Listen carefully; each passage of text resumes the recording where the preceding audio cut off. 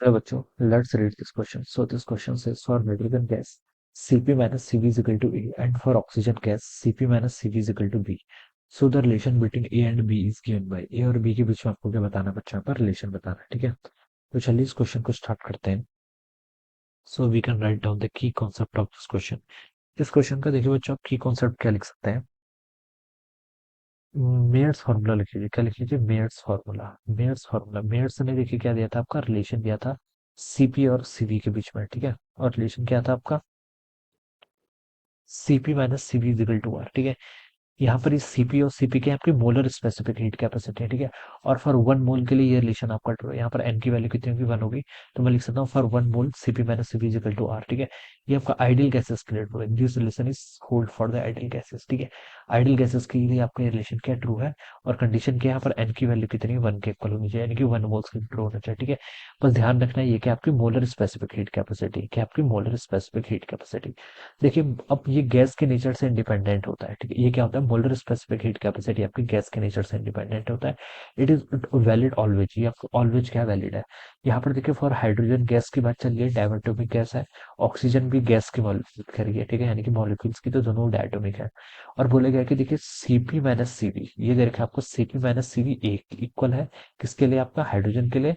और अगेन ये बोल रखा है सीपी माइनस सीवी की वैल्यू बी के इक्वल है किसके लिए? आपका ऑक्सीजन गैस के लिए. ठीक है, तो बच्चों देखिए, ये रिलेशन यहाँ पर ए और बी, ये दोनों की आपकी डिफरेंट वैल्यूज है. इसका मतलब ये सीपी और सीबी यहाँ पर जो है, ये आपकी मोलर स्पेसिफिक हीट कैपेसिटी नहीं है. क्या है? आपकी मोलर स्पेसिफिक हीट कैपेसिटी नहीं है, ये आपकी ग्राम स्पेसिफिक हीट कैपेसिटी है. और अगर मैं इसको इसके मोलर मास से डिवाइड कर दूं, तब ये किसमें बन जाएंगे? आपके स्पेसिफिक हीट में क्या हो जाएंगे बच्चों?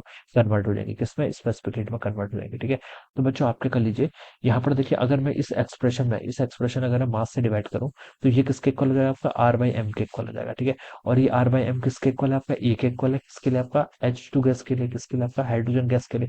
सेम तरीके से बता सकता हूँ कि अगर मैं यहाँ पर आर को इसके मोलर मास से, इस रिलेशन में देखिए मास से डिवाइड कर रहा हूँ, तो ये किसके इक्वल हो जाएगा? बी के इक्वल. और ये किसके लिए ट्रू है? For oxygen gas. किसके लिए? For O two gas. ठीक है, ओ टू गैस के लिए ये रिलेशन आपका ट्रू रहेगा. तो ये दोनों रिलेशन क्या रहेंगे? आपका सीपी माइनस सीबी क्या रहेंगे? एक दूसरे के इक्वल आ जाएंगे. ठीक है, तो यहाँ पर से देखिए, अब आप क्या कर लीजिए, इन दोनों को इक्वल करना है, तो देखिए यहाँ पर से आप क्या कर लीजिए, ये दोनों आपके बेसिकली इक्वल होंगे. एम क्या है? हाइड्रोजन गैस के लिए. हाइड्रोजन गैस के लिए मोलर मास कितना होता है? 2 के इक्वल, तो आर बाई 2 हो जाएगा. ठीक है, ये किसके इक्वल होगा? आपका ए के इक्वल. और यहाँ पर वाले रिलेशन वगैरह पुट करो तो R divided by capital M किसके लिए? ऑक्सीजन के लिए. ऑक्सीजन का कितना होता है? आपका 32 के इक्वल होता है, तो ये आपका बी के इक्वल हो जाएगा. अब इन दोनों इक्वेशंस को देखिए बच्चों, आप क्या कर लीजिए, डिवाइड कर लीजिए, तो यहाँ से 16 के इक्वल आ जाएगा. कितना? आपका ए बाई बी. और यहाँ से आप लिख सकते हैं ए की वैल्यू कितनी जाएगी? 16 बी के इक्वल. तो ये रिलेशन इसका होल्ड करना चाहिए. ठीक है, कौन सा? ये रिलेशन, यानी कि ऑप्शन है. क्वेश्चन में देखिए आपको मेंशन होना चाहिए. ठीक है, कि यहाँ पर जो सीपी और सीवी है, ये क्या आपकी मोलर स्पेसिफिक कैपेसिटी नहीं है. बट अगर मेंशन नहीं किया हुआ है, तो हम ये रिलेशन को क्या कर सकते हैं? यहाँ पर ट्रू कर सकते हैं. Alright, this will be the answer. A is equal to 16, यानी कि ऑप्शन है इसका राइट आंसर होना चाहिए. Alright, so I hope you all understood this concept. All the best and thank you so much.